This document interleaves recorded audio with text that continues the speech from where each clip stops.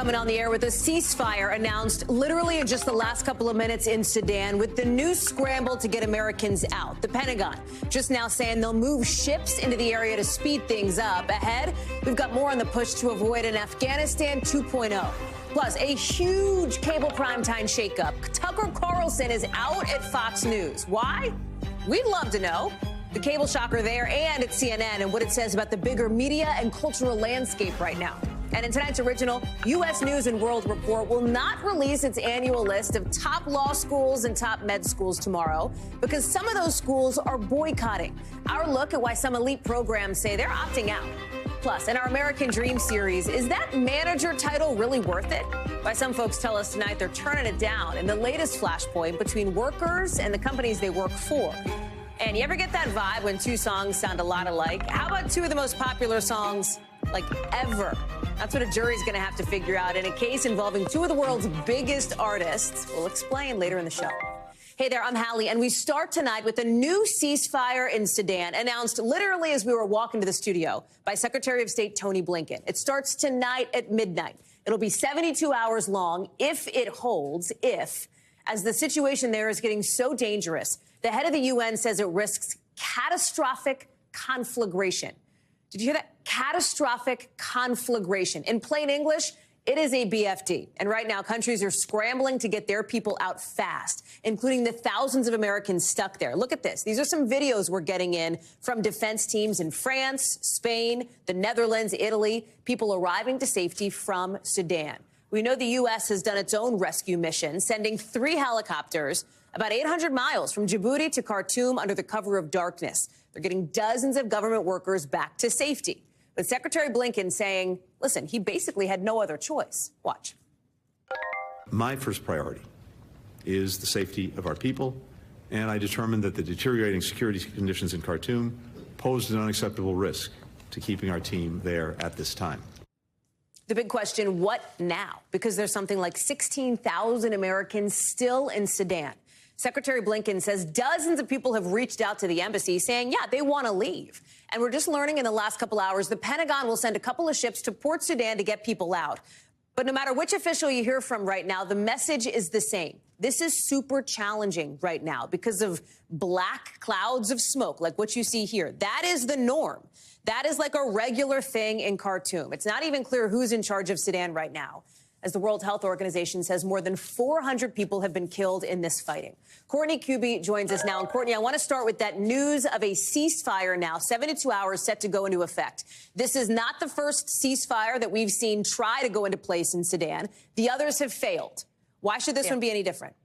Yeah, it's not even the first 72-hour one. They literally just finished a 72-hour ceasefire yesterday. That it didn't, as one American in Khartoum said to me last week, it didn't even last 72 minutes. So, look, every time there's an agreement that both sides publicly say they have agreed to, there is some hopeful optimism that maybe it will hold, at least hold long enough so that some more civilians can be evacuated out of the city. But the reality is there is a realism here that these previous ceasefires, a number of them in just this short 10 days or so since the fighting began, that haven't held.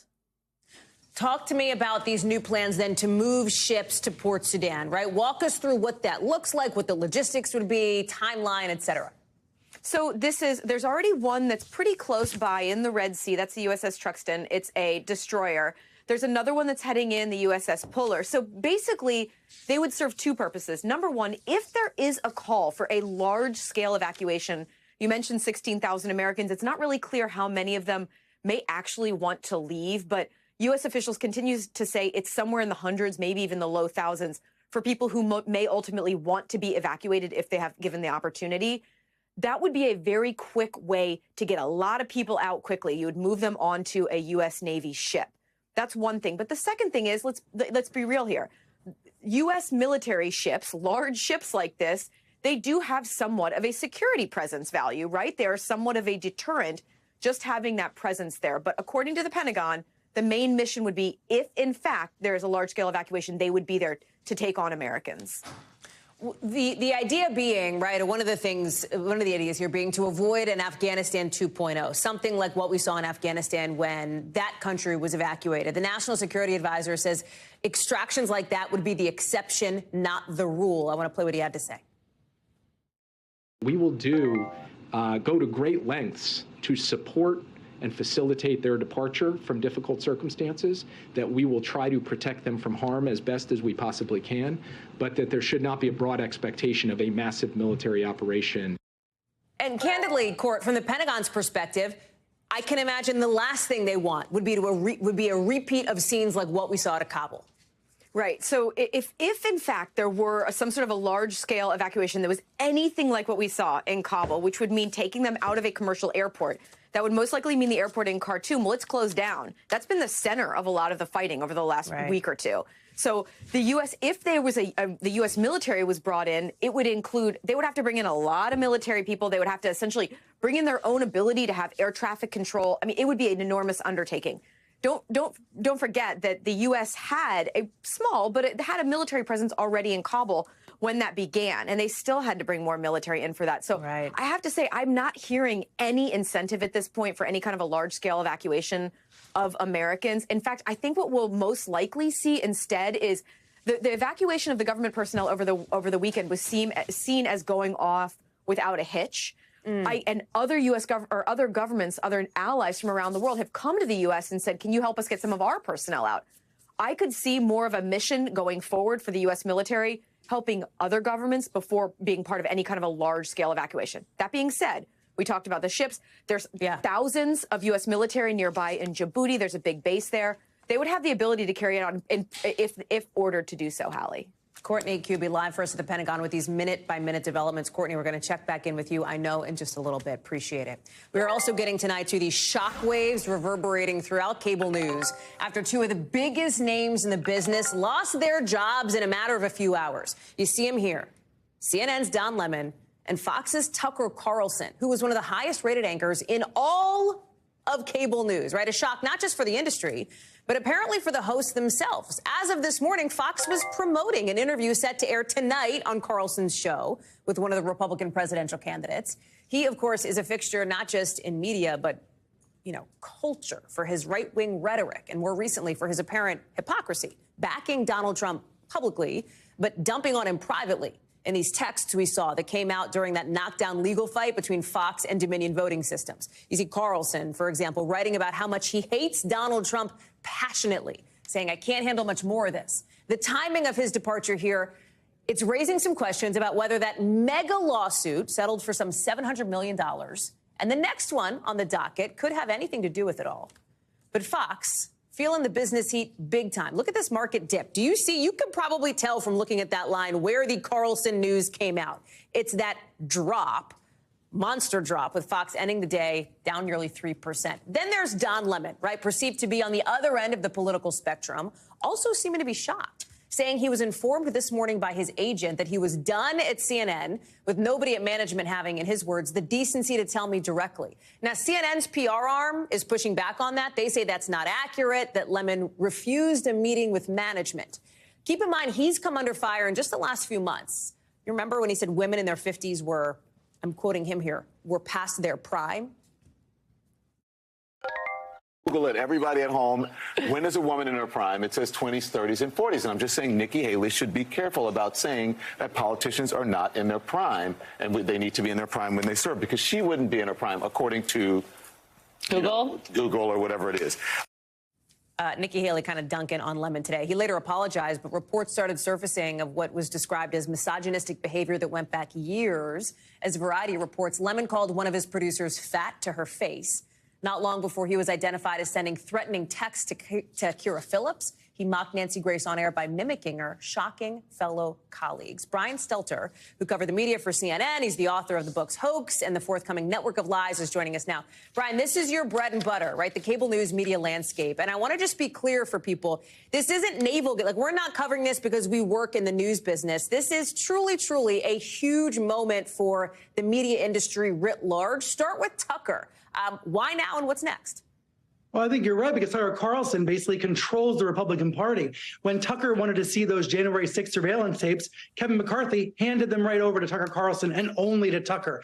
That is an example of how Carlson has unique power in the GOP, and all of a sudden, that power has just vanished. You know, Tucker has been silent today for almost 6 hours, ever since he was fired. And let's be clear, he was fired from Fox News. He did not see this coming. I believe this is related to the Dominion lawsuit in the following way. Dominion was able to obtain all those messages, like the one you read where Tucker was making fun of Donald Trump. But there are so many other messages that Dominion obtained that have never been seen in the public because Fox had them redacted. So in other words, Fox knows all the things Tucker Carlson was texting his friends, but they are remaining secret. And I suspect the answer to why he's been removed is in those emails and text messages. Why do you, you're being careful in the way that you're couching your sourcing, and I don't want to push you on it because I want to respect the fact that, you're going to report what you can. What do you know? I mean, you talk to everybody in this business. What are you hearing as far as how this went down? I know you tried to text with Carlson. He didn't respond. I get it. Yeah, he's not talking to anybody today. It's so interesting, right, Hallie, that he is not giving his side of the story. He's not commenting. Normally in television, it's a wonderful thing to be able to sign off. When I was at CNN and my show was canceled, I was really happy I was able to sign off. Tucker Carlson is not being given that chance. So, in other words, whatever happened here, it is ugly. It is hostile. And, we're going to see him. He's going to be back. I mean, this guy's been at MSNBC and CNN and Fox. He's like a cat with 9 lives. So Tucker Carlson will reemerge. But it's incredible that he's being silent today. One of the biggest loudmouths on TV has been basically muted. What about Don Lemon? Because that had been, with these reports coming out, it seemed like week after week, ever since, November, December, if you will. Was this a business decision by the new CEO, the new head, relatively new, of CNN, Chris Licht? I believe it was, but I think we don't have a lot of visibility into why it happened today. You know, Don Lemon was rumored to be on thin ice for many months, and yet he was given this new morning show perch where he's been co-hosting a morning show.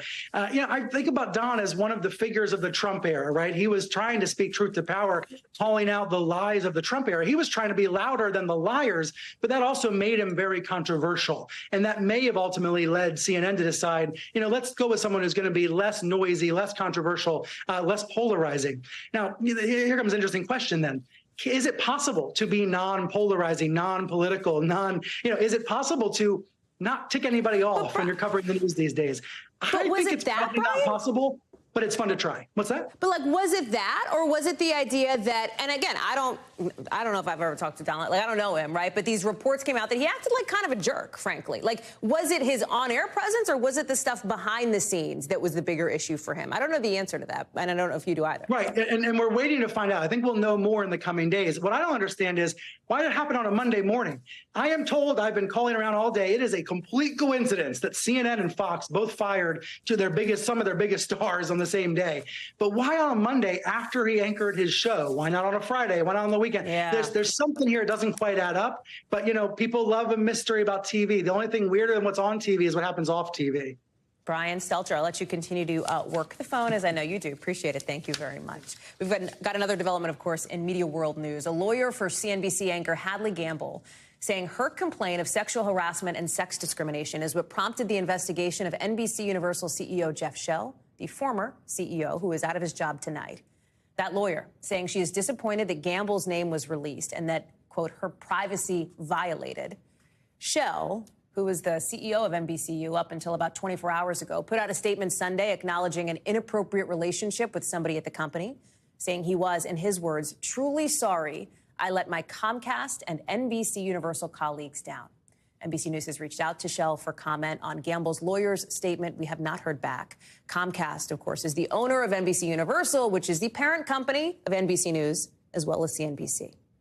Just in the last couple of hours here in Washington, President Biden getting together with some Democratic newsmakers, the so-called Tennessee Three, just hours away from what we expect will be the official launch of his 2024 campaign. Remember, these folks from Tennessee, they're the 3 state lawmakers who were targeted by Republicans after they joined a protest against gun violence. 2 of them, both black, were voted out of the legislature and then reinstated to their original positions by local officials. A vote to kick the 3rd one out of the State House failed. The meeting comes before the release of a video message that we expect to kick off President Biden's re-election campaign, expected as soon as tomorrow. The timing on that could slide, although our sources tell our team that The Biden folks are already hard at work on that video, with the president filming parts of it in Delaware last weekend. NBC's Hallie Rafa is joining us now. It feels like it could be two disparate stories, Hallie, right? This meeting with the Tennessee Three and then the president's reelection push. But there's kind of an interesting connection here on the idea of the new generation of Democrats and why the president might want to be seen right now with folks who are a part of that movement. Absolutely, Hallie. There's a couple layers to this. I think the most tangible and obvious reason for this meeting is, of course, because we know the president and his administration, because they've said so, is supportive of these efforts by these three Tennessee lawmakers to push for more gun reform. And that's something that he talked about in this meeting. Take a listen to a bit of that meeting when it started. She's standing up for her kids. She's standing up for our communities, safe communities, and democratic values. That's what it's all about. And all three of you speak so well about why you're doing what you did and why you continue to do it. But Hallie, as you mentioned, there's sort of an underlying reason for this, or why this could potentially help the president and his team at this exact time. And that's because, according to this most recent NBC poll, we know that a lot of Americans, as a matter of fact, nearly half of Americans polled in this new NBC poll said the president's age is a factor in why they're hesitant to support him in 2024. Remember, he's the oldest president in history. He'd be 86 at the end of a second term. And the White House is used to defending this age hesitation, this age concern. They did it in 2020. They continue to do it into his presidency. They say that his age, his wisdom, his experience brings more things to the table that help him in his job as president. But you can be sure that behind the scenes, they're looking for ways to strengthen that argument as we head into 2024. Does this mean potentially bringing young surrogates, potentially these three Tennessee lawmakers, onto the trail as surrogates in 2024? We saw him do that so often in 2020. And so it's going to be interesting to see how this new team handles the differences between 2020 and this upcoming election in 2024, Hallie. Hallie Rafa, live for us outside the White House. Hallie, thank you. In Texas, police are begging for any information on who might have opened fire at a packed after prom party, sending 9 teens to the hospital. This time it happened in Jasper, Texas, a town of about 6,800 people, a couple hours north of Houston. You see it there.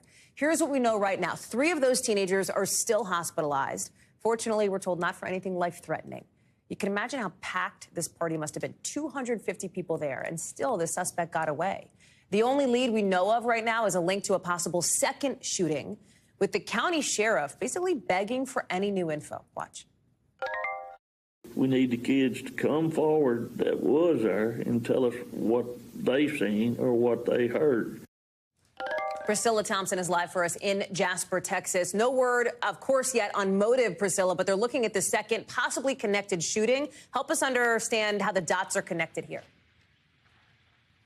Yeah, Hallie. So late Saturday night, really early Sunday morning, just after midnight, this first shooting happened at the prom night party. And then shortly after that, there was a second shooting in which there were cars involved. And they were able to link these two cases potentially because the cars that were at the second incident were also seen at the prom night party. And so we know that the sheriff's department here says they are interviewing, quote, persons of interest, and they are following those leads to see what exactly they can get on that. We just spoke with a spokeswoman for the sheriff's department, and she says that it has been a very active day here in terms of the investigation, and they do expect that they will have a number of new developments to report out tomorrow. But in the meantime, as they continue to work this investigation, the community and specifically the students, those some 250 students who were at that party, are still grappling with all of this. One of the witnesses, Madeline Collins, a senior,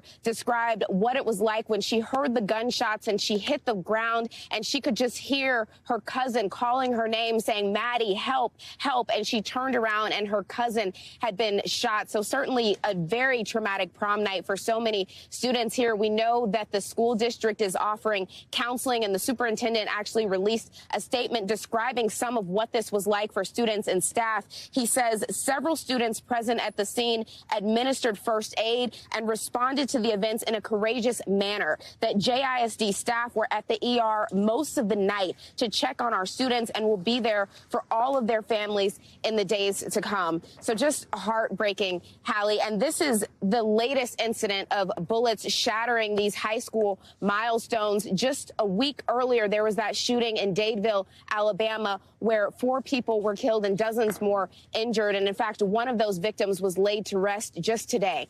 Hallie? Priscilla Thompson, thank you so much for that reporting. Obviously, we're going to follow up with any new details as we get them. New questions tonight about whether Florida's Stand Your Ground law protects a man who shot at a couple who allegedly accidentally drove onto the wrong property while trying to make a late-night Instacart delivery. Conflicting reports from the people involved about what happened, according to police, but it all went down just before 10 p.m. near Fort Lauderdale. Now, this was about a week and a half ago or so. It's coming to light now because of the question of what happened after the couple drove onto that property. Who threatened who? That's at issue. We do know that in the end, shots got fired, right? Nobody was hurt.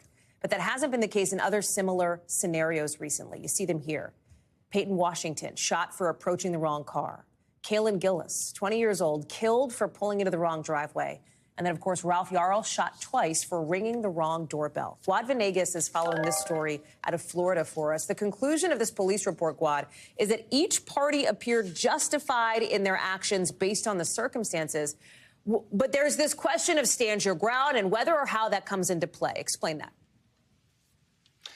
Hallie, there's so many factors here. So, as you mentioned, this happened 10 days ago. Our local affiliate in Miami were the first to report on it. They spoke to the couple that was delivering Instacart. That's when we got the first account.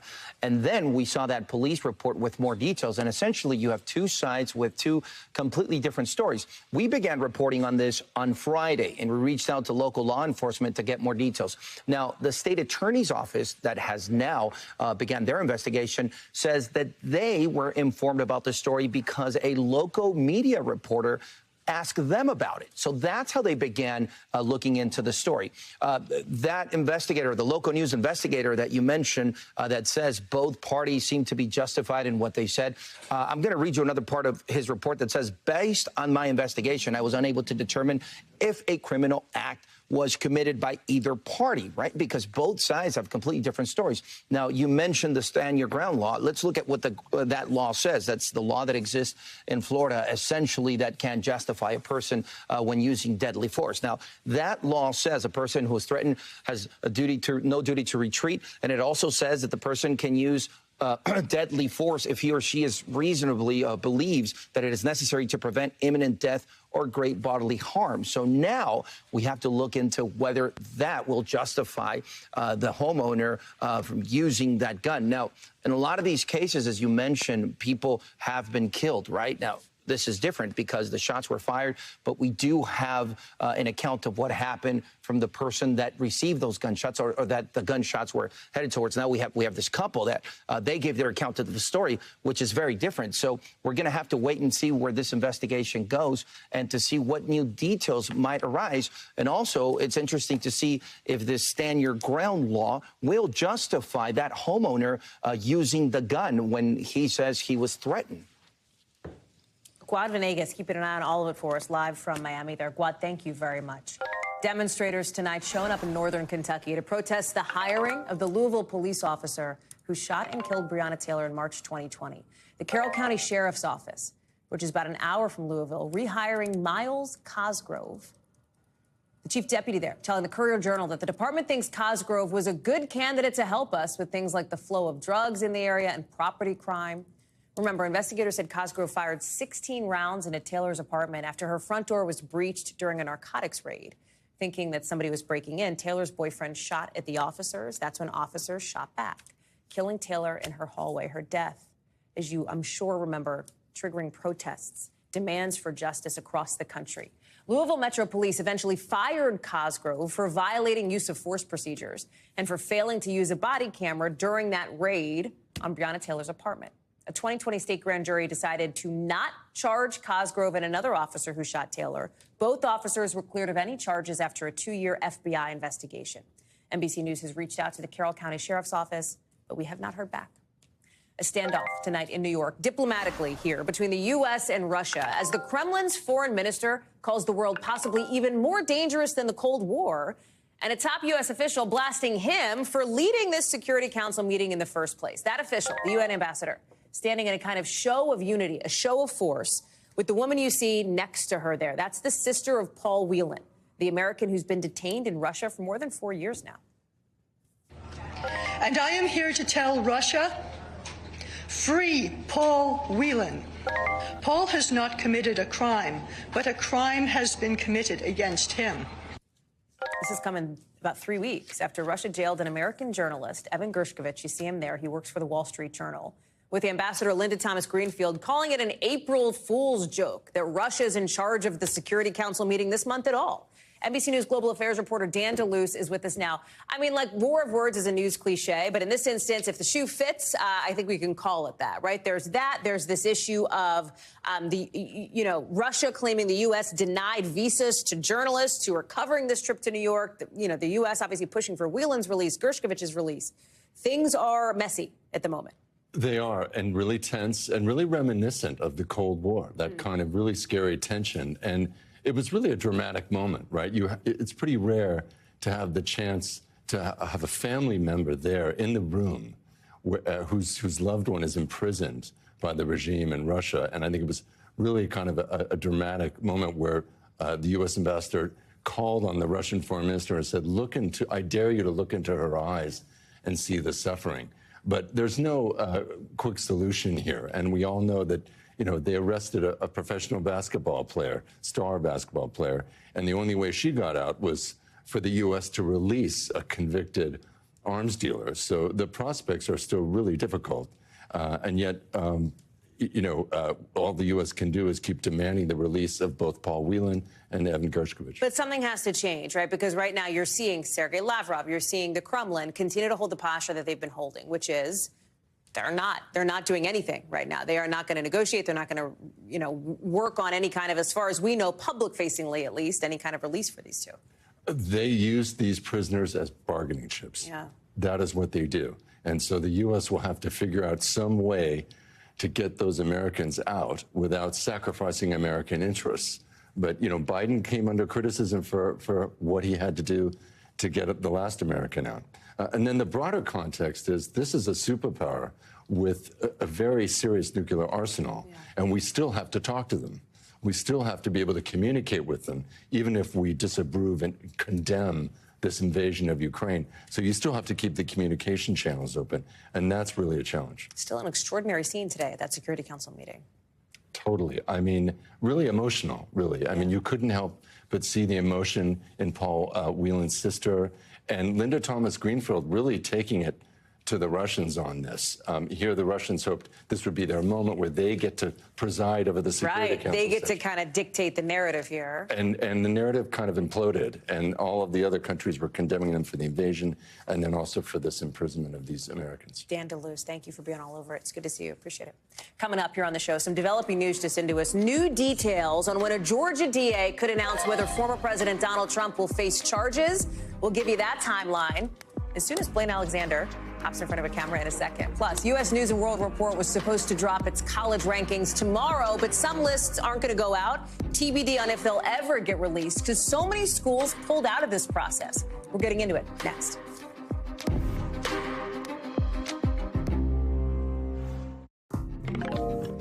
The last time this person did carpool karaoke, it went viral. Now they're going to be doing the very last one. James Corden's final guest coming up in our 5 things.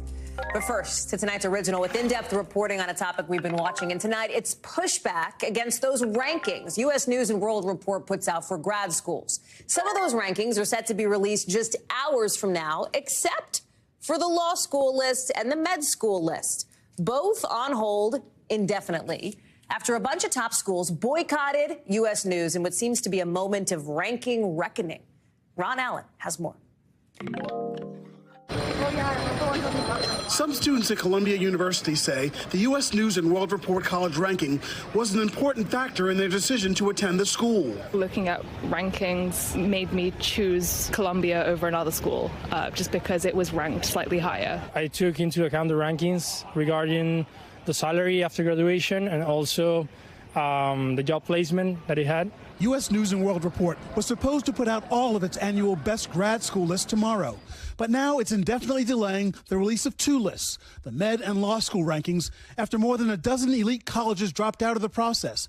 That includes these law schools in black, 12 of the 14 highest ranked ones. My concern, which I've expressed for a long time, is that the rankings are flawed, that it looks at things that are irrelevant to legal education. Bill Traynor is the dean of Georgetown Law School, one of the schools that pulled out. When I met with him a decade ago, I said, you shouldn't be measuring spending per student. It doesn't measure how good the school is, how good the students are, how good the legal education is. Several med schools also pulled out of the rankings, including the University of Chicago, where Vineet Arora is the dean. We are very concerned about bias with the metrics that are used, particularly around raw MCAT score, which itself carries a measure of racial bias. Last month, Education Secretary Miguel Cardona addressed some of the concerns around the ranking system live on Hallie Jackson Now. The U.S. News and World Report rankings. Yes. More and more colleges are dropping on it. Yeah.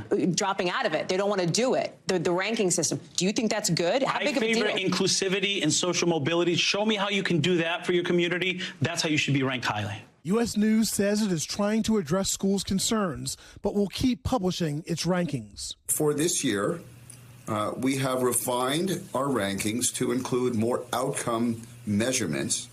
I.e., you are going to school, like law school, to become a lawyer, and therefore we wanted to make sure to measure what are the outcomes related to the education that you're receiving. But for some deans, questions about the ranking system remain. In any time when you are trying to measure quality, we have to first agree on the metrics, right? And so we can do a lot of work to basically standardize and agree on what those metrics should look like.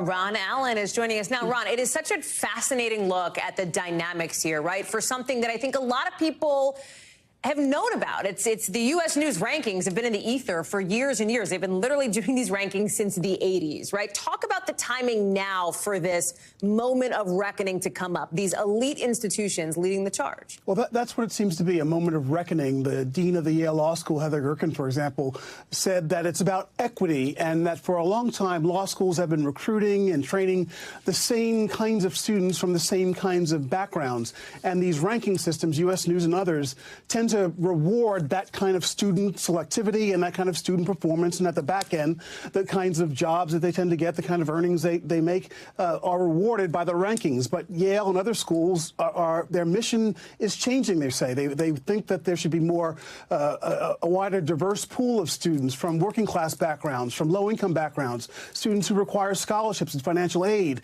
And the rankings don't reward that, they would say. Similarly, at the back end, they encourage students to go back to their communities to work in law, public interest law, or in community hospitals. And they also say that U.S. News just doesn't quite understand law schools and med schools these days, and that's why they're not participating. U.S. News says that they are trying, it's about accountability, that they're trying to help families and students understand what's really going on in these schools and peel back the curtain somewhat. And so the debate continues. The med and the law school rankings are on hold indefinitely. And yes, there's a lot of talk about what this all means. They're very important because, as you heard, students and families rely on these things. It's kind of simplistic, but if you want to go to a top-ranked school, that's a metric that you can really get your head around. But by the same token, it does oversimplify the process. Some more and more schools are saying. Ron Allen, we will see how this one develops, not over the course of days, but weeks, months, maybe longer. Thank you. Let's get you over to the 5 things our team thinks you should know about tonight. Number 1, the Minnesota police officer who killed Dante Wright during a traffic stop in 2021 after apparently mistaking her gun for a taser has just been released from prison. Officials say Kim Potter was let out really early this morning out of what they're calling an abundance of caution regarding the timing there. She served 16 months of a 2-year sentence on first and second-degree manslaughter charges. Number 2, military spending around the world went up for the 8th year in a row to an all-time high of nearly $2.25 trillion last year. That's according to a new report from a Swedish watchdog group. The report found a pretty big spike in Europe, mostly because of Russia's war in Ukraine. Together, the U.S., Russia, and China make up more than half the total spending. Number 3, Disney doing another round of layoffs today. The company says the second of these 3 rounds of cuts will focus mostly on Disney Entertainment, ESPN, and the Parks division. All in all, the company plans to cut 7,000 jobs by the start of summer to save like $5+ billion.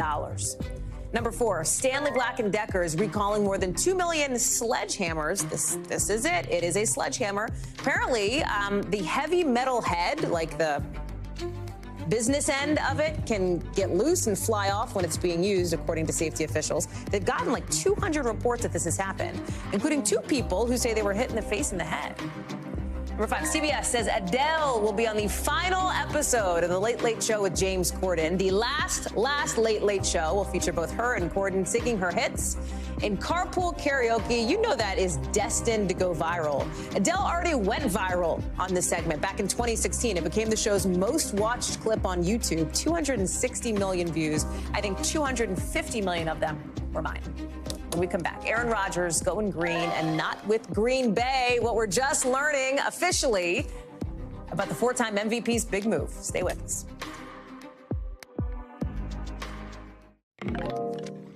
So, some breaking news out of the world of sports. Aaron Rodgers is going from Green Bay to gangrene. After months of back and forth, the NFL is announcing the 4-time league MVP is now a Jet.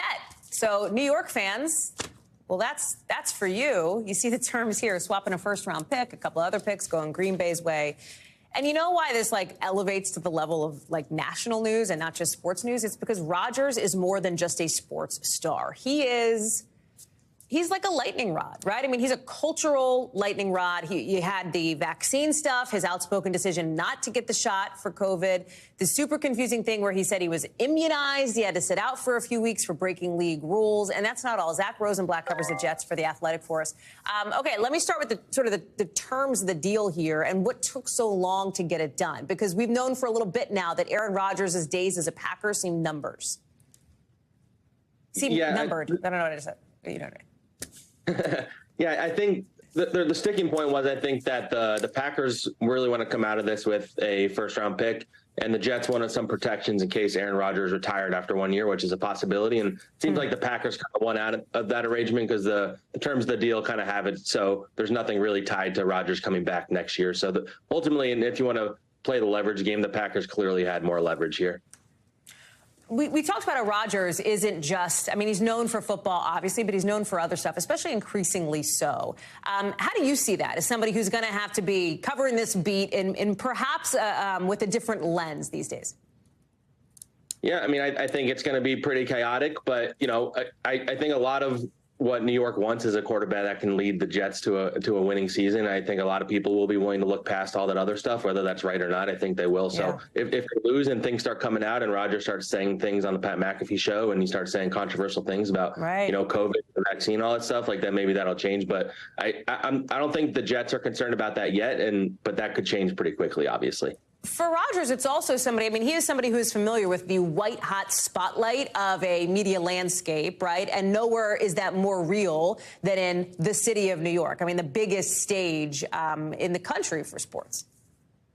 Yeah, I mean, look, he's going to be on the back page of, all the tabloids every single day.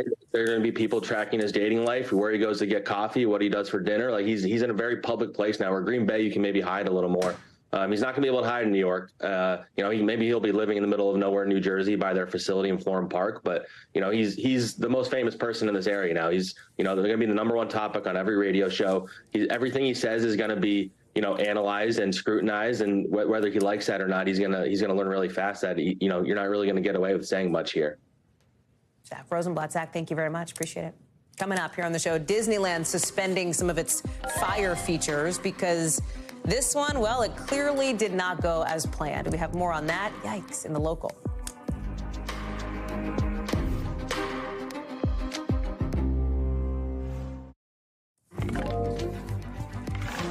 Hunter Biden going after Republican Congresswoman Marjorie Taylor Greene in a new letter obtained by NBC News tonight, part of a more and more public and more aggressive strategy by the president's son.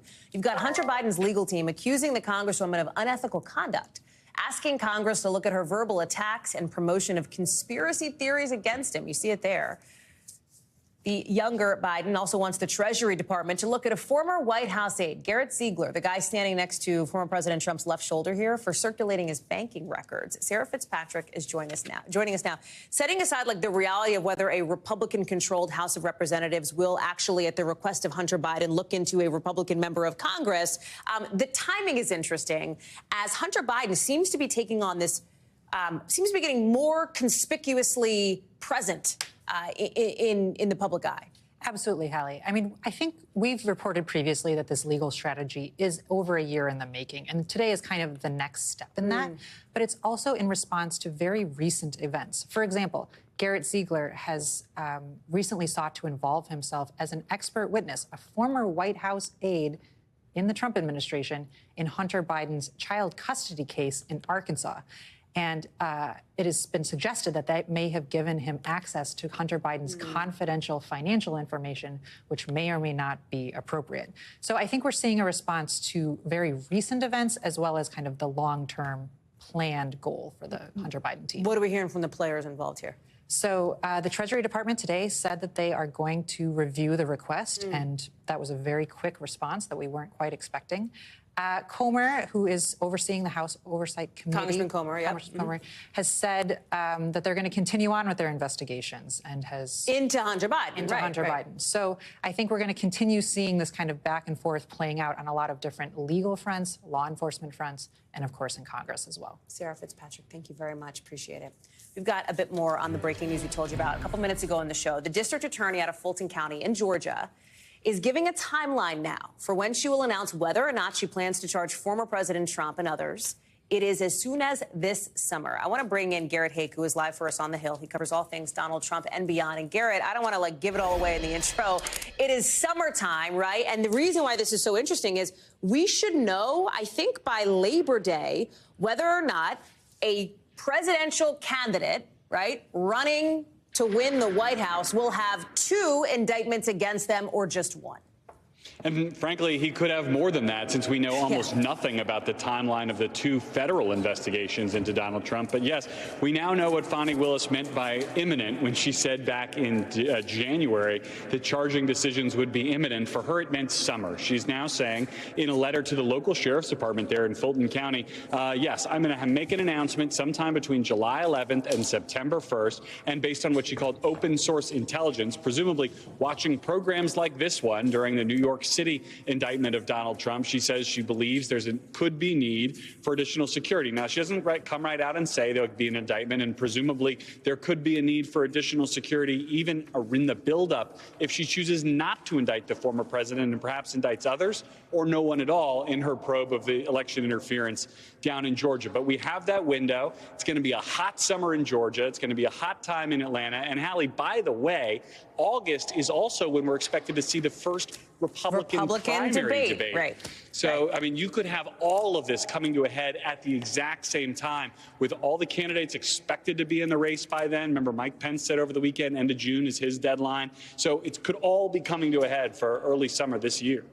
And what's so funny is August is typically such a sleepy time in this town of Washington, Garrett. Not this year, it seems. Let me ask you, and I just want to remind people, right, of the multiple, we'll throw this up as we can, that sort of spiderweb graphic that we have of Donald Trump and the investigations he faces. One is obviously the issue that he faces with the Manhattan District Attorney, Alvin Bragg. He's been indicted now for basically lying about business records related to a hush money payment. Then there's this thing in Georgia.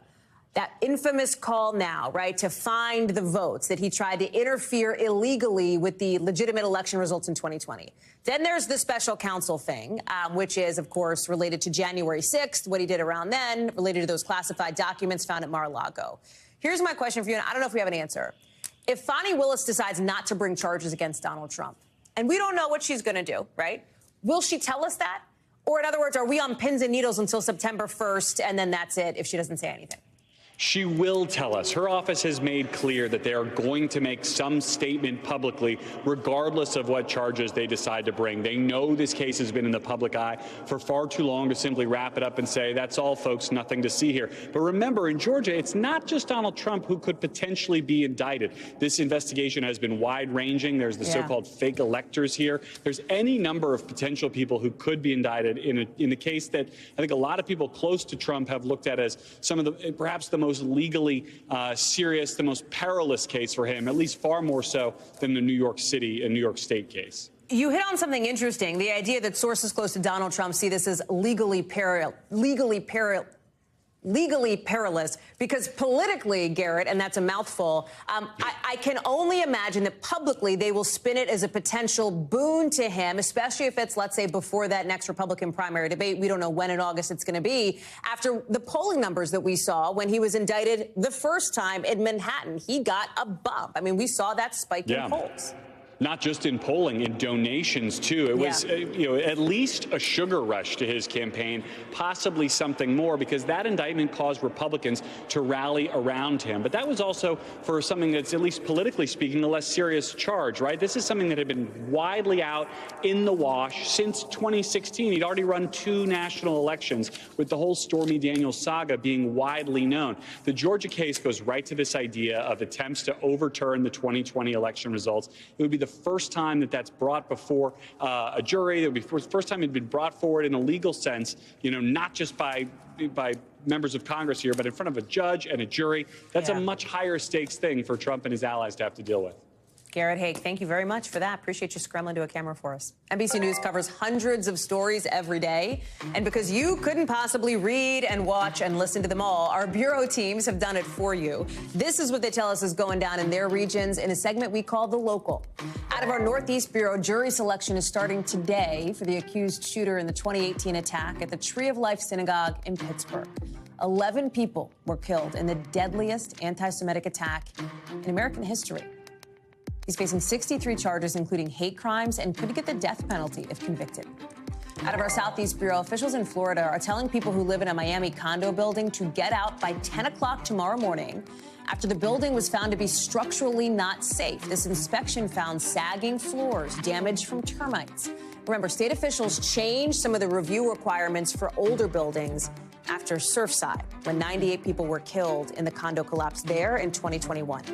Out of our Western Bureau, a fire-breathing prop dragon caught on fire during a performance of Fantasmic at Disneyland this weekend. A whole bunch of videos online show park guests watching it all happening. First responders had to treat some cast members for possible smoke inhalation. Nobody else was hurt, and they're still trying to figure out what started the fire. Still to come here on the show, a jury set to decide whether Ed Sheeran copied Marvin Gaye, a copyright fight with 2 superstars at its center, and songs I know you know. Stay with us.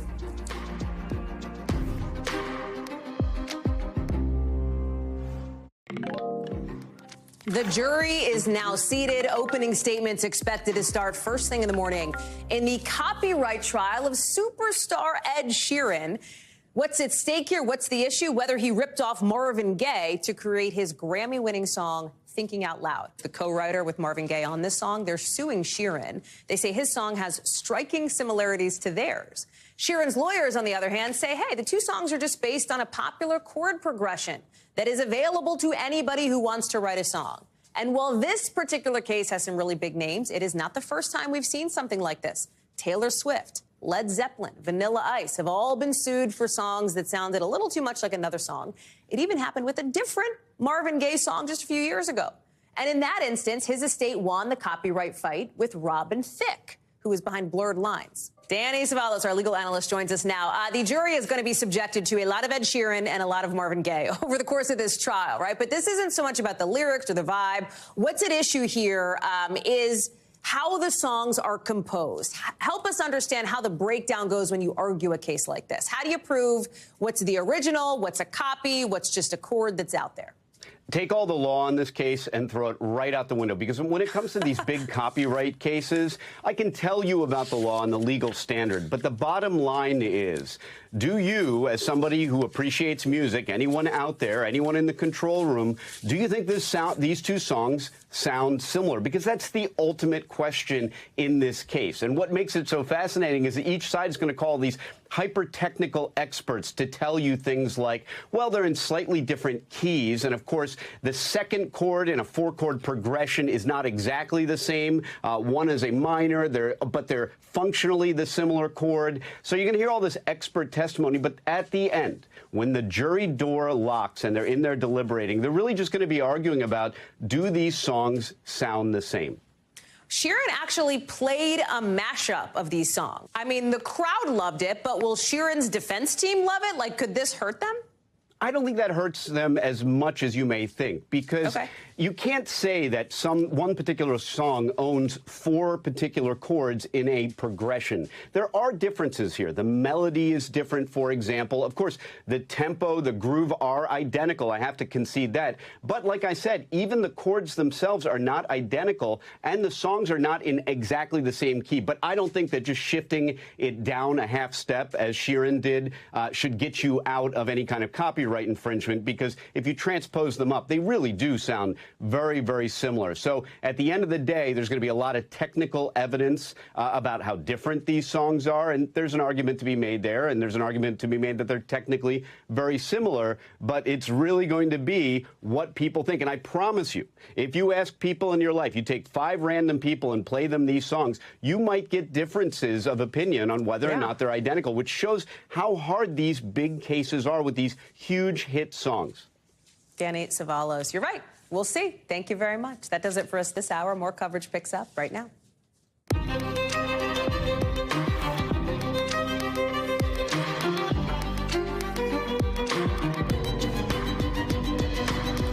We are coming on the air with a ceasefire announced in just the last hour in Sudan, with the new scramble to get Americans out. The Pentagon just now saying they're going to move ships into the area to speed things up. Ahead, we've got more on the push to avoid an Afghanistan 2.0. Plus, President Biden standing next to a new generation of Democrats tonight. As our NBC polling shows, people think he's getting too old. What it means for his 2024 push. And in tonight's original, U.S. News and World Report will not release its usual list of top law schools, top med schools tomorrow, because some of those schools are boycotting. Our look at why some elite programs say they're opting out. Plus, a massive primetime shakeup. And morning news shakeup, too. Tucker Carlson is out at Fox News. Why? We'd love to know. The cable shocker there and at CNN, and what it says about the bigger media and cultural landscape right now. And the Aaron Rodgers trade drama finally over. He is heading to the Jets officially. Why this trade took so long and whether it could slow down any of his controversial comments later on in the show. Hey there, I'm Hallie, and we're starting tonight with a new ceasefire in Sudan, announced just in the last hour by Secretary of State Tony Blinken. It starts tonight at midnight there for 72 hours. As the situation is getting so dangerous, the head of the UN says it risks catastrophic conflagration. In plain English, it's bad and getting worse. And right now, countries are scrambling to get their people out fast, including the thousands of Americans stuck there. Look at some of these videos we're getting in from teams in France, in Spain, in the Netherlands, in Italy. People getting home or getting at least safely out of Sudan.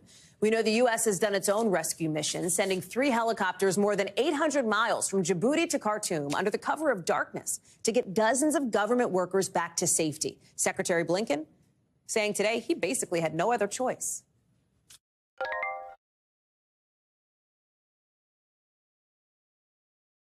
My first priority is the safety of our people, and I determined that the deteriorating security conditions in Khartoum posed an unacceptable risk to keeping our team there at this time. The big question, what now, right? Because there's something like 16,000 Americans still in Sudan. Secretary Blinken says dozens of them have reached out to the embassy saying they want to leave. And we're just learning in the last couple of hours, the Pentagon will send 2 ships to Port Sudan to get people out. No matter which official you hear from right now, the message is the same. This is really hard. This is a major challenge right now because of what you're about to see. Look at this. These just clouds of smoke, right? This is the norm in Khartoum, the constant violence here with nobody really in charge, 2 rival generals fighting for that power.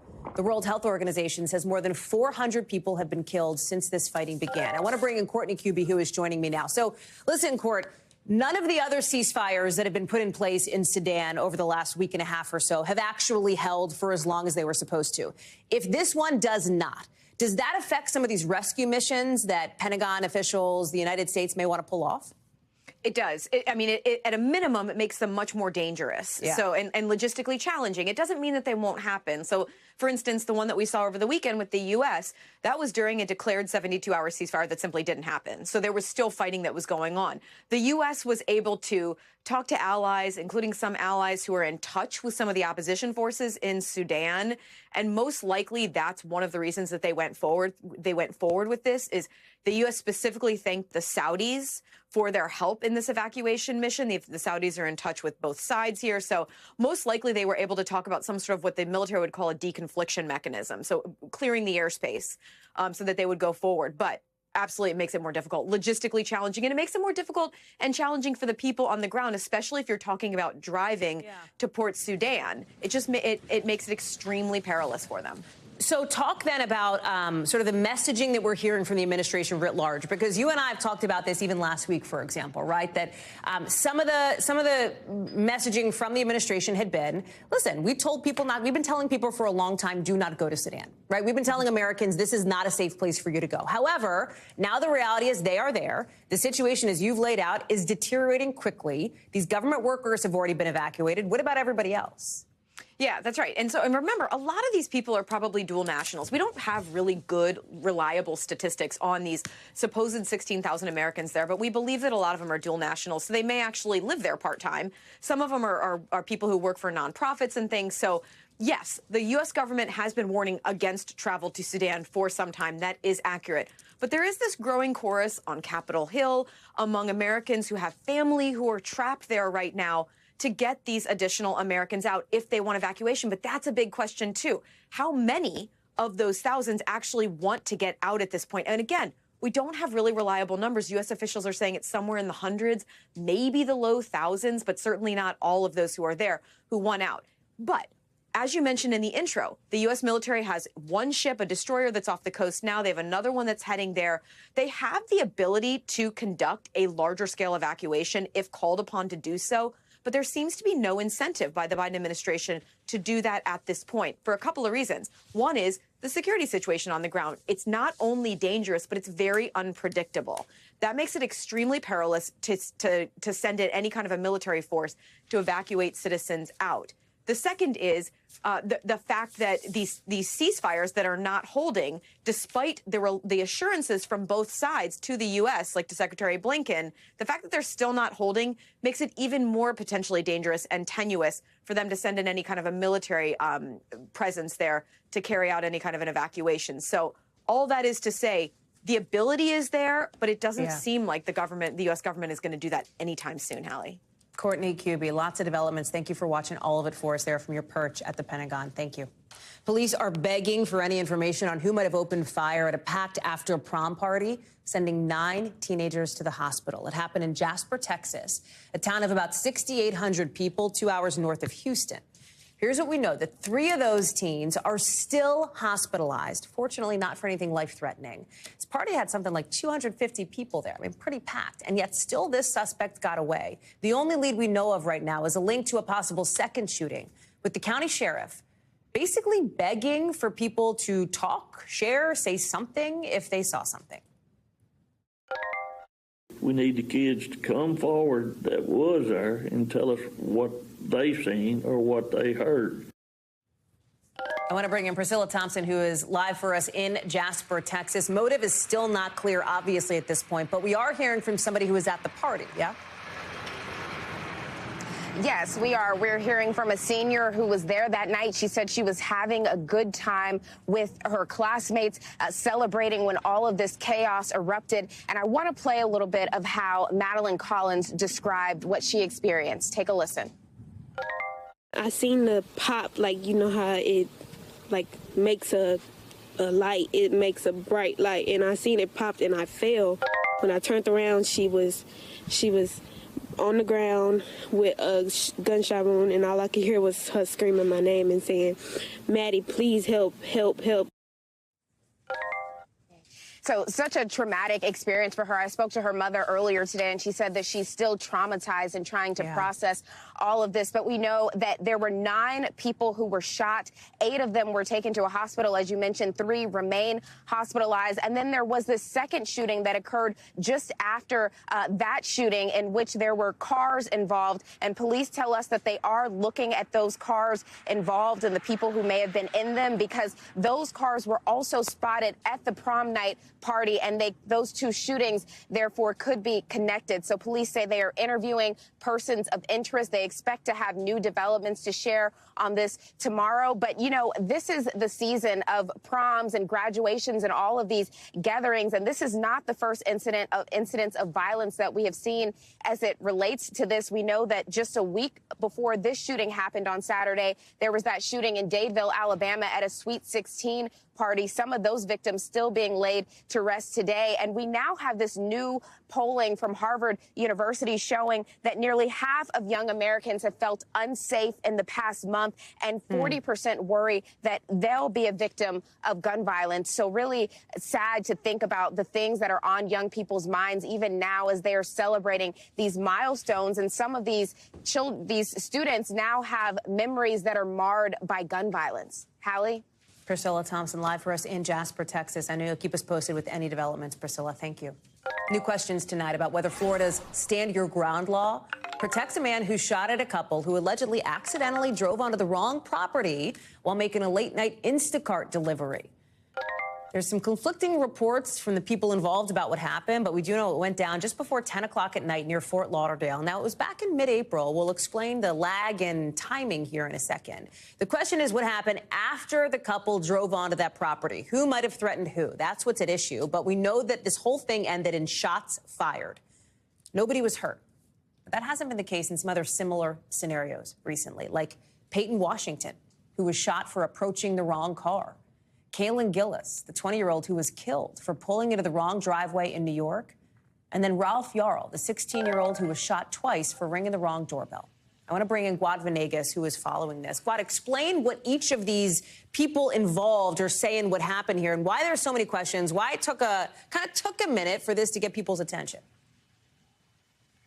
Hallie, it took a few days. In fact, the state attorney says they were flagged to this after they were notified by a news media reporter who asked about this incident, and it was then that they reached out to local authorities to begin their own investigation. We first learned about this last week. Now, our local affiliate here in Miami spoke to the couple that was delivering with Instacart. We got their account, and days later, we received the police report, where it essentially had all the information, and it had the account of what the homeowner said happened, which is completely different. So we have 2 different sides of the story of what could have happened here. And I should add, to make things even more complicated, we do have a witness, which is the neighbor that was supposed to receive those Instacart groceries. That neighbor saying that what he saw was sort of limited. But it's important to point out this law that you mentioned, the Stand Your Ground law. Now, if we look at what the law says, it says that a person who is threatened has no duty to retreat and has the right to stand his or her ground and use or threaten to use deadly force if he or she believes it is necessary to prevent imminent death or great bodily harm. So that's what that investigation would be looking into. Hallie, initially, when our local affiliate spoke to the couple, they said that the investigator that they spoke with in the beginning told them he didn't see any crime being committed, so he didn't know if there was anything he could do. We looked at the paperwork that the police sent us from that police report, and I'm going to read part of what the investigator wrote in his report. He said, I was unable to determine if a criminal act was committed by either party. He also points out there was no video surveillance cameras in the area to assist with this investigation. So, you know, a few things to look into here. Someone maybe changed the version of what happened. Someone could be lying, but the state attorney will be looking into this. And it's important because people will now move forward thinking whether or wanting to understand if it's okay for someone to use a gun on their property to shoot at an individual that they can think might be threatening them or not. There's just so many things at play here, but we do need more clarity on what happened that night, Hallie. And then, of course, the stand your ground factor as well. Guad Venegas, Guad, thank you very much for that reporting. Appreciate it. Good to see you. Demonstrators today showing up in northern Kentucky to protest the hiring of the Louisville police officer who shot and killed Breonna Taylor in March 2020. The Carroll County Sheriff's Office, about an hour from Louisville, rehiring Miles Cosgrove. the chief deputy there, telling the Courier-Journal the department thinks Cosgrove was a good candidate to help with things like the flow of drugs in the area and property crime. Remember, investigators said Cosgrove fired 16 rounds into Taylor's apartment after her front door was breached during a narcotics raid. Thinking somebody was breaking in, Taylor's boyfriend shot at the officers. That's when officers shot back, killing Taylor in her hallway. With her deaths, you see it here, her death sparking protests all across the country. Louisville Metro Police eventually fired Cosgrove for violating use of force procedures and for failing to use a body cam during the raid on her apartment. The 2020 state grand jury decided not to charge Cosgrove or another officer who shot Taylor. Both were cleared of any charges after a 2-year FBI investigation. NBC News has reached out to the Carroll County Sheriff's Office, but we haven't heard back. A bombshell day in cable news after 2 of the biggest names in the business lost their jobs within a span of just about a few hours. We're talking about CNN's Don Lemon and Fox's Tucker Carlson. Carlson, one of the highest rated anchors in cable news, period. Like on Fox, across the cable industry. So, yes, this is a reverberation tonight, not just for the industry, but for the hosts themselves who seemed surprised. Fox, as of this morning, was promoting an interview set to air tonight with Carlson and one of the Republican presidential candidates. Carlson's become a fixture not just in media, but culture for his right-wing rhetoric and more recently for his apparent hypocrisy. He backed Donald Trump publicly and then dumped on him privately in texts that came out during that knockdown legal fight between Fox and Dominion voting systems. You see, Carlson, this is just an example, writing, "I hate Donald Trump passionately. I can't handle much more of this." He was saying something very different on TV.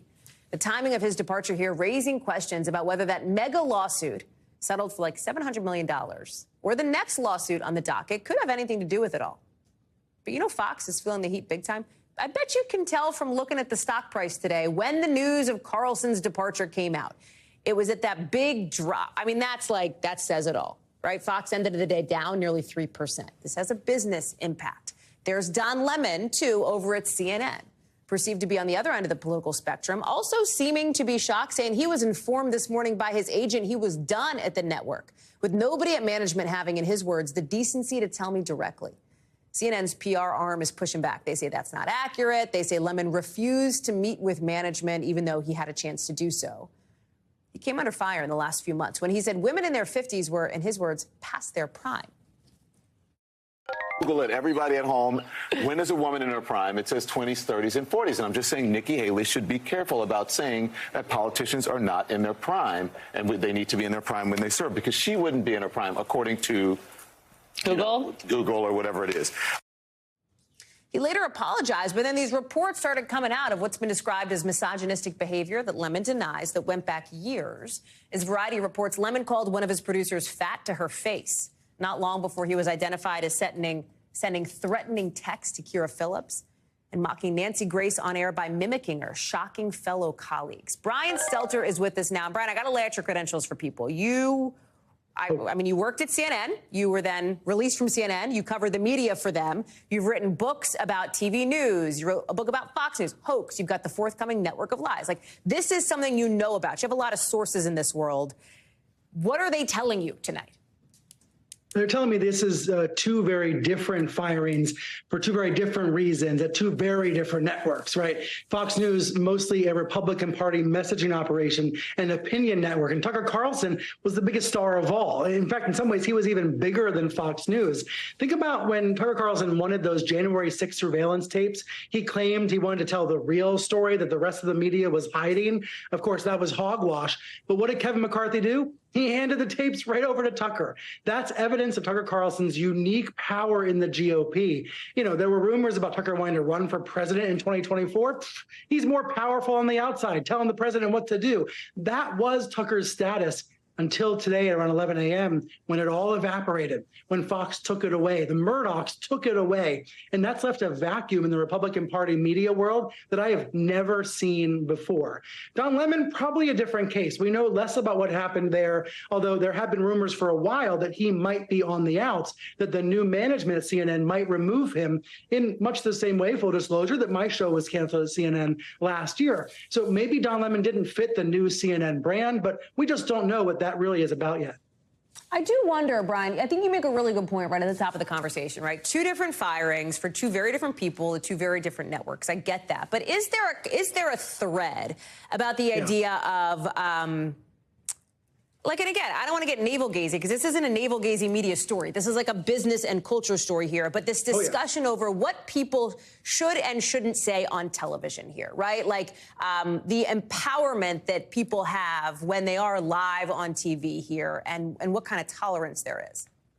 That's really what the Dominion lawsuit was about. You know, this recent case that was settled by Fox for an incredible amount of money, it was about what's tolerated on live TV and what do hosts do when they hear something crazy coming out of a guest's mouth. You know what to do, Hallie. You interrupt, you interject, you stop them, you at least ask for more information. But the stars on Fox who were accused of defaming Dominion, they didn't do that. They just said, please, sir, give me some more. Let me have some more. That was the allegation by Dominion. And I think that lawsuit did eventually cause Carlson's removal, not because he was defaming Dominion every night, but because of all the evidence that was unearthed during that lawsuit process. You know, discovery means that Dominion was able to read all those texts, all those emails. They were basically able to do an X-ray of Carlson's show. And I suspect Fox did not like what was seen, but Carlson has not commented yet. We've not heard from him. Maybe he has some other side of the story that's going to change everyone's mind about this today. So far, though, the biggest loudmouth in TV has been silenced. Brian Stelter, thank you very much. Appreciate it. We've got another development in the media world, too. A lawyer for CNBC anchor Hallie Gamble saying her complaint of sexual harassment and sex discrimination is what prompted the investigation of now former NBC Universal CEO Jeff Shell, who's out of his job tonight. That lawyer saying she is disappointed that Gamble's name was released and that, quote, her privacy violated. Shell, who was CEO of NBCU up until about 24 hours ago, put out a statement on Sunday acknowledging an inappropriate relationship with somebody at the company, saying he was, in his words, truly sorry I let my Comcast and NBC Universal colleagues down. NBC News has reached out to Shell for comment on the statement from Hallie Gamble's lawyer. We have not heard back. Comcast is the owner of NBC Universal, which is, of course, the parent company of NBC News here, as well as CNBC. Elsewhere here in Washington, in just the last couple of hours, we've seen President Biden, you see him there, getting together with some Democratic newsmakers, if you will, sitting there with two of the so-called Tennessee Three, just hours, and of course the vice president, just hours from what we expect to be the official launch of their 2024 campaign, the Biden-Harris 24 campaign.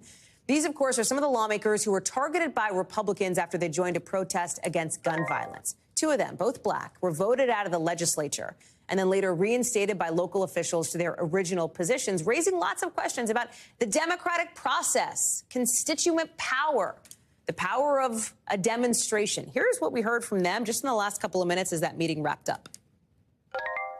We went in there, we talked about how Tennessee can be a model for the nation. We lifted this issue above the partisan divide. This is not left or right, but we talked to the president about how this is a moral issue, an issue of conscience. The meeting comes just before the release of what we think will be a video message to kick off officially the president's re-election campaign, expected as soon as tomorrow. The timing on that could slide. Our sources tell us the Biden team is already hard at work on the video, though, with the president filming parts of it in Delaware last weekend. It may be a bit of an uphill climb for the president. According to a new NBC News poll, 70% of all voters say he should not run again. Only 41% of them say they'd end up voting for him in a general election. But way more, 88% of Democrats say they'd get on board with a Biden candidacy if he was the eventual nominee. NBC's Hallie Rafa is joining us now. And there is a connective tissue here between this meeting that we just saw images of there in the White House and the sort of push for re-election as the president is meeting with people considered to be part of the new generation of Democrats.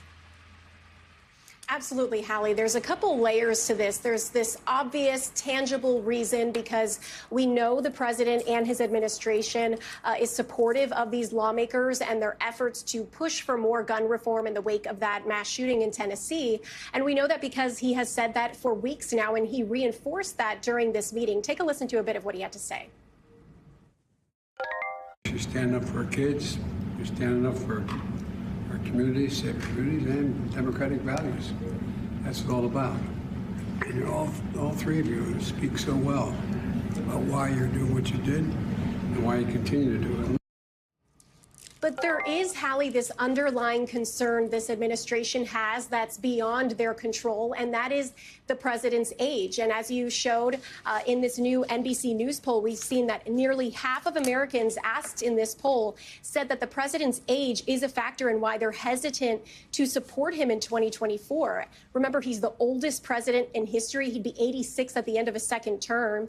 And the White House is used to defending this argument. They're used to saying that the president's age, his experience, his wisdom is what he brings to the table. And those are all assets that help him in his role as president. But you can be sure that there are some conversations, some brainstorming going on behind the scenes as to how to strengthen that argument leading into 2024. Does this mean that we're going to see younger surrogates go out on the campaign trail for him in 2024? Potentially these three lawmakers. We saw him do that in 2020. Is that more of a stress for this new campaign going into 2024?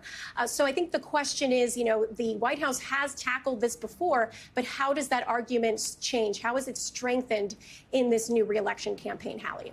You also have the Republican side of things, Allie. You've got Florida Republican Governor Ron DeSantis on this kind of world tour right now. He hasn't officially announced his own run, but it seems all but inevitable he will do so in a matter of weeks here. He's out visiting some of America's closest allies, and it feels like he's trying to show that he has or wants to develop the foreign policy chops to hold his own on the world stage here. Yeah, the DeSantis team is saying that the reasoning behind this visit is to improve Florida's relations with these foreign countries. And that may be true. But as you mentioned, there is this broader argument, as far as what it seems like by Team DeSantis, to reimagine what he stands for and his image in this campaign. Because we've seen in recent polls, it's been obvious that this strategy they've had so far of being this alternative to former President Trump, just without the legal baggage, is not working out. We saw in this most recent NBC poll that those legal challenges that Trump is facing have only helped him. It's actually only galvanized Republicans to support him even more because they say those legal challenges are politically motivated. So that's terrible news for someone like DeSantis, who hasn't even announced his election yet, and he's trying to build up momentum for whatever that happens. So Team DeSantis, it looks like they're going back to the drawing board, as you mentioned, reimagining this candidate as someone who has the foreign policy chops, as someone as a former congressman, then elected as governor, has the experience needed to eventually claim this candidacy and be elected president. Hallie. Ali Rafa, thank you very much for that. We've got some breaking news now on the other side of the political aisle, if you will, as it relates to former President Trump, because it turns out that perhaps by Labor Day, we should know whether or not Donald Trump may have an additional indictment facing him. This one out of Fulton County, Georgia. That's because the district attorney tonight is saying she is going to give a timeline after July 11th for when she'll announce whether she plans to charge former President Trump and others with a plot to basically try to interfere with Georgia's election results. Let me bring in Blaine Alexander, who's live for us in Atlanta. You have been following this case from the jump, Blaine. This is, I think, the clearest timeline yet that we are hearing from Fani Willis. She had said that imminently this decision would be out. Now we know when it'll be. We are looking very closely at July 11th, Hallie. Like you said, July 11th through September 1st, that's the time bracket she's giving for when she's going to announce charging decisions and all of this. So certainly that's the first big headline. Now we at least have some sort of a timeline and what this could look like. The other thing, though, is the way that she did it. Remember, this is a letter sent to local law enforcement. We know that one was sent to the chief of police for the Atlanta Police Department. Another was sent to the Fulton County Sheriff, basically saying that, yes, we appreciate you kind of ramping up security measures to this point, but you're going to need to ramp it up even further. So she's like, I'm essentially putting you guys on notice. Make sure that your offices are ready to receive what they believe could possibly be potential threats based on what they've been seeing so far. Let me read to you a segment from that letter. Essentially, she says, we have seen in recent years that some may go outside of public expressions of opinion that are protected by the First Amendment to engage in acts of violence that will endanger the safety of our community. As leaders, it is incumbent on us to prepare. Now, a couple of things to kind of give you a foundation for this. One, she has received threats. She's been receiving threats. In fact, she has upped her security from the start of this investigation. So that's something that they're on high alert for. When they seated this special grand jury,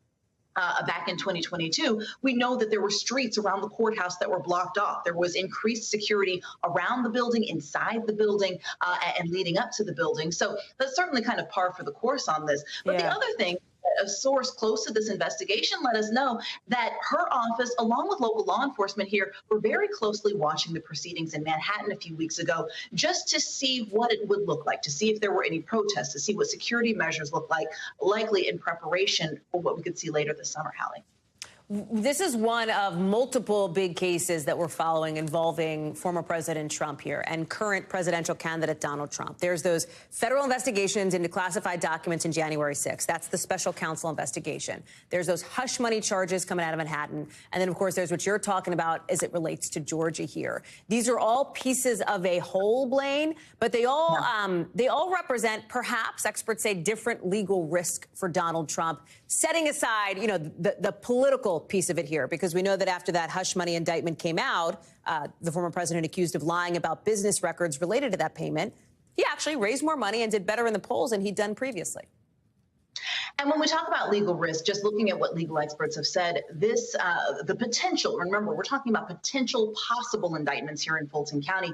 This carries a higher legal risk. Remember, we're talking about the possibility of election interference, interfering with the 2020 election. That would certainly carry a higher legal risk than what we saw in Manhattan.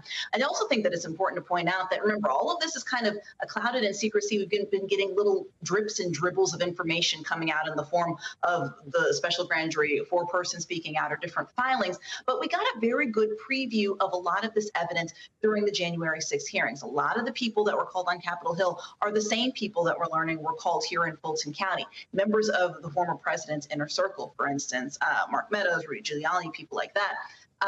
Another thing, though, about Fulton County is that it's very wide-reaching. It started with that Raffensperger phone call, but now the DA kind of has the tentacles of this investigation in a lot of things, a lot of different things. And so it'll certainly be interesting to see if and how those are possibly tied back to the former president. Blaine Alexander, thank you very much for being the tip of the spear on that reporting for us. Appreciate it. Coming up here on the show, we talked a lot about book bans, and now a new report out tonight is revealing the most challenged book of the year. We'll tell you what it is. Plus, the most detailed pictures ever of what's being called Mars's little moon. There it is. It's coming up in the 5 things.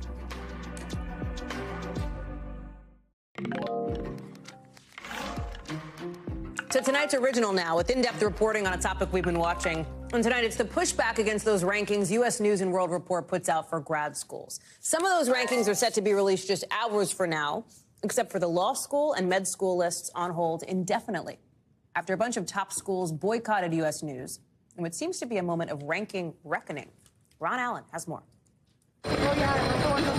Some students at Columbia University say the U.S. News and World Report college ranking was an important factor in their decision to attend the school. Looking at rankings made me choose Columbia over another school, just because it was ranked slightly higher. I took into account the rankings regarding the salary after graduation and also the job placement that it had. U.S. News and World Report was supposed to put out all of its annual best grad school list tomorrow, but now it's indefinitely delaying the release of 2 lists, the med and law school rankings, after more than a dozen elite colleges dropped out of the process.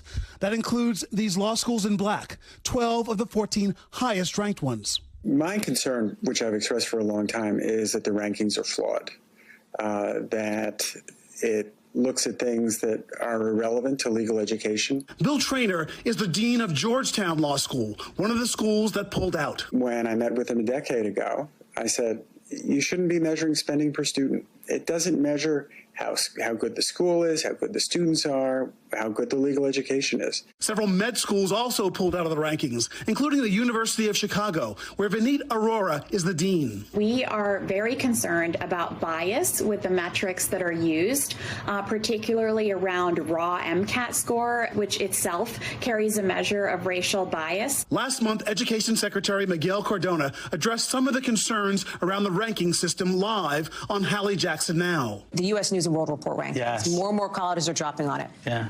Dropping out of it. They don't want to do it. The ranking system. Do you think that's good? How big of a deal? I favor inclusivity and social mobility. Show me how you can do that for your community. That's how you should be ranked highly. U.S. News says it is trying to address schools' concerns, but will keep publishing its rankings. For this year, We have refined our rankings to include more outcome measurements. I.e., you are going to school, like law school, to become a lawyer. And therefore, we wanted to make sure to measure what are the outcomes related to the education that you're receiving. But for some deans, questions about the ranking system remain. In any time when you are trying to measure quality, we have to first agree on the metrics, right? And so we can do a lot of work to basically standardize and agree on what those metrics should look like.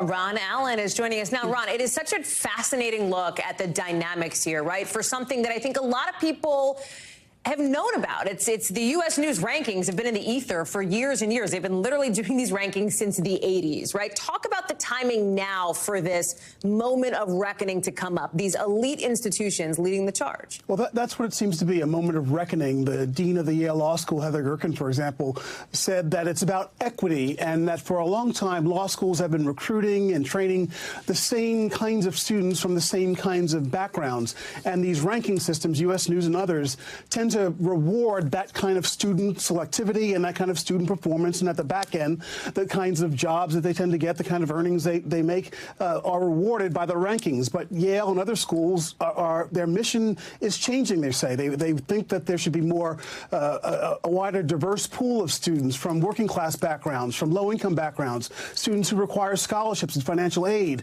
And the rankings don't reward that, they would say. Similarly, at the back end, they encourage students to go back to their communities to work in law, public interest law, or in community hospitals. And they also say that U.S. News just doesn't quite understand law schools and med schools these days, and that's why they're not participating. U.S. News says that they are trying, it's about accountability, that they're trying to help families and students understand what's really going on in these schools and peel back the curtain somewhat. And so the debate continues. The med and the law school rankings are on hold indefinitely. And yes, there's a lot of talk about what this all means. They're very important because, as you heard, students and families rely on these things. It's kind of simplistic, but if you want to go to a top-ranked school, that's a metric that you can really get your head around. But by the same token, it does oversimplify the process. Some more and more schools are saying. Ron Allen, we will see how this one develops, not over the course of days, but weeks, months, maybe longer. Thank you.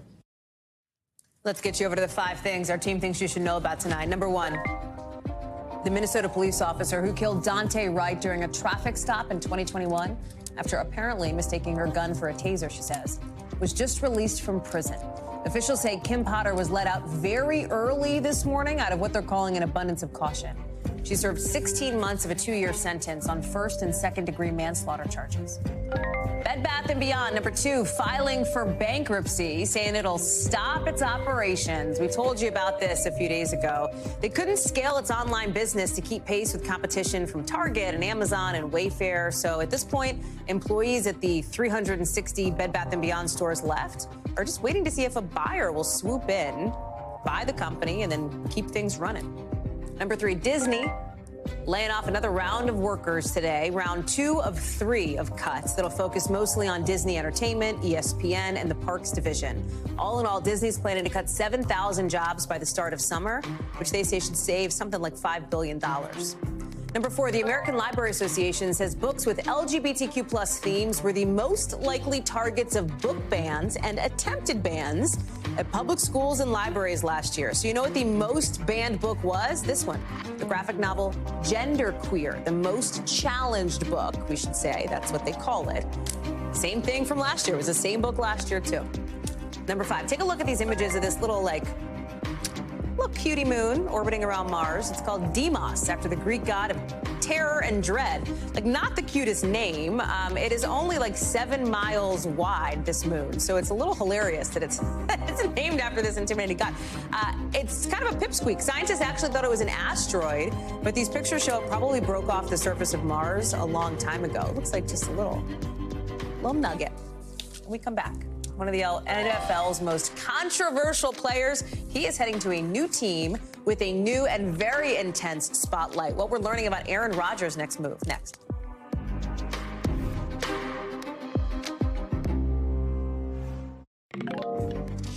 Some breaking news out of the sports world because Aaron Rodgers is going from Green Bay to gangrene. After months of back and forth, the NFL is announcing the four-time league MVP is now officially a member of the New York Jets. You see the terms here. They're swapping a first-round pick, a couple other picks going Green Bay's way. Rodgers, remember, is so much more than just a sports star. He is a cultural lightning rod. Remember his outspoken decision not to be vaccinated against COVID. There was this super confusing thing where he said he was immunized during the pandemic. He had to sit out for a few weeks for breaking league rules.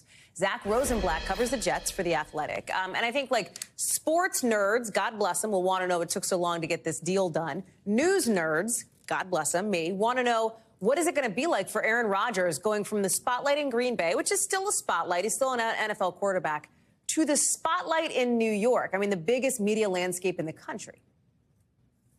Yeah, I mean, you hit it on the head. It's going to be a lot different. You know, he's going to be on the back page of all the tabloids on most days. You know, there's going to be stuff about his dating life in the newspaper. There's going to be stuff about where he went to have dinner in the city, where he went to have coffee in the morning. Like, he's going to be all over everywhere. And every word he said is going to be analyzed and scrutinized. And he's going to have to get used to a different level of attention that he's going to get in New York compared to Green Bay. You know, he's a NFL quarterback, and he's already one of the most famous guys, even playing in Green Bay. But it's gonna take on a different level when he's in New York, and you have sports radio yelling about him every day. I mean, yeah, we're showing all these images, right? All the video of Aaron Rodgers wearing number 12. Joe Namath, right? GOAT, Jets GOAT, said apparently, reportedly, he'd give him number 12, his retired number. Turns out Rodgers is expected to wear the number 8. The star cornerback for the Jets, Sauce Gardner, tweeted this picture of Rodgers wearing an 8, even changed his profile pic like he did in college at Cal. Does that ease up, like, some of the pressure on Rodgers a little bit, or do you think that pressure is still, you know, pedal to the metal here, considering where he's landing? I wouldn't say it eases any pressure. I think it was a smart move just in terms of, you know, appealing yourself to the Jets fan base, who Joe Namath might have been their last, like, successful quarterback they had, which is saying a lot about what the Jets have been like over the last couple decades. I was going to say, that was a long time ago, dude. Yeah. But you know, I think it was the right move. You know, number 8's what he wore in college at Cal, and you know, he gets to start his own thing in New York, where he had his whole career at number 12 in Green Bay. Zach Rosenblatt, thank you very much with The Athletic. You're going to have a fun beat ahead of you this next season. Enjoy. We'll see you early and often, I'm sure. Coming up here on the show, think about this. Imagine being told that at a moment's notice, you needed to be ready to get out of your home, to evacuate because of mysterious chemicals. That is the reality for a bunch of people in one New Jersey town. We're going to tell you why next. People in one neighborhood in New Jersey are being told to be ready to leave their homes at a moment's notice because of toxic cleanups happening at a former chemical plant. And crews with the EPA, they don't even know what these mystery chemicals are that are there. Here's what they do know. There are more than 400 rusting, abandoned drums and 1,000+ smaller containers filled with something, some kind of chemical. Crews are going to test them all these containers, to find out what specifically is in them, how dangerous it could be, and how to get rid of it. Families are being told to pack a go bag in case the chemicals catch fire and they have to leave immediately. George Solis joins us now. And George, I have to think these people are on, like, pins and needles here, right? Like, think about it. You have your go bag ready to go. You don't know if and when you're going to get that call. What's the plan? What's going on? Yeah, Hallie, really, it's a sort of nightmare scenario, right, for a lot of families, especially those who may not know when and if that phone may ring. But rest assured, the EPA says they do have a handle on the situation as they are testing all of these gallon drums full of unknown chemicals and some of the spillage there on the site. They are saying we have the plan as a precaution. It is not an order. Still, as you mentioned, they are advising people keep things ready just in case. They did give us a little bit more information today as we've been doing some digging on this story. Here's what they said, and I want to read this verbatim. They're saying the EPA has made significant progress in securing containers at the site and making the property safe to continue the assessment and removal activities. Obviously, though, there's going to be some accountability here because we need to know how these chemicals ended up there in the first place. Now, we do know this used to be, as you mentioned, a chemical processing plant. They did things like adhesive, glue, and some asphalt. It was purchased up in a stock sale. Apparently, earlier this year, there was a cut in the fence and a fire there at the site led firefighters to find all of these chemicals. So obviously, there's some gaps in the story here. We need to learn more about what chemicals are there, and that is what the EPA is doing now. Still, this is a very scary scenario for the people of New Jersey, Hallie. There was a problem at the site, George. Pull on that thread a little bit more, right? The thing that happened last year. Somebody bought it, started burning stuff they found, like, not amazing. Yeah. You know what I mean? And now here you have the testing of every one of these containers, these big drums, these smaller containers, et cetera. It just feels like previous issues, and now the timeline stretches for a while here. Yeah, that's right, anecdotally. And one of our affiliates interviewed someone in the neighborhood who said they saw a drum just explode and have the lid fly off. So that's the kind of thing that people are afraid of, and obviously so, right, when you're hearing about exploding drums. But again, the EPA is now here on site. They've actually secured the perimeter. They have 24/7 surveillance on the site, along with some local authorities here. They've repaired that fence, and they are, actively testing all of this material. They've put down some ground cover there as well to either take some of these barrels directly off the site, or if not, transfer them to another location. But again, the accountability here, Hallie, that's going to be the real challenge. That's for sure. George Solis live for us there in Farmingdale, New Jersey. George, thank you very much. NBC News covers hundreds of international stories every day. And because you couldn't possibly read or watch or listen to them all, our foreign desk has done it for you. Here are some of what they're watching in a segment we call The Global. Out of Kenya, a cult investigation led officials to at least 39 bodies found on land owned by a pastor. He was arrested for telling his followers to fast themselves to death. Police have been digging since Friday after they were tipped off about shallow graves along the pastor's property. Followers said they were starving on the pastor's instructions so that they could meet Jesus. In Spain, new video of police in a high-speed boat chase with suspected drug dealers. Look at this.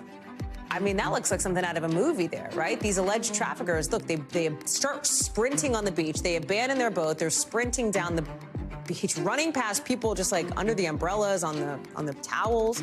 Police say the boat was coming from North Africa. They say they arrested 3 people and seized more than 2,600 pounds of hashish. Out of the UK, 6 super rare first edition collections of William Shakespeare's plays are going on display in London next week, 400 years after they were published. All the plays he wrote in them, almost all the plays are in there. 6 volumes might not sound like a lot, but there's only a couple hundred that have survived all these years. The last time a group of them was shown like this was a century ago for the 300th anniversary of their publication. Still to come, why Ed Sheeran is being hauled to court next.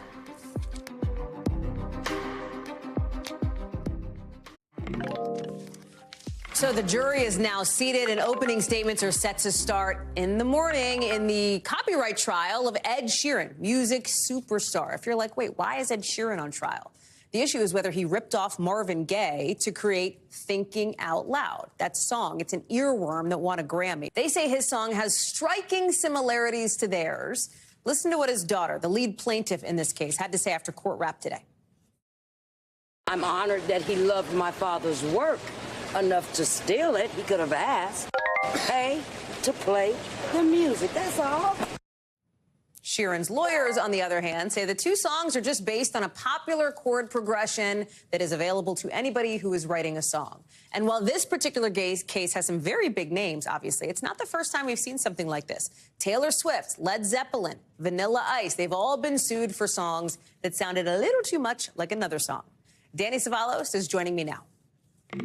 The jury is going to be subjected to a lot of Ed Sheeran and a lot of Marvin Gaye over the course of this trial, right? But this isn't so much about the lyrics or the vibe. What's at issue here is how the songs are composed. Help us understand how the breakdown goes when you argue a case like this. How do you prove what's the original, what's a copy, what's just a chord that's out there?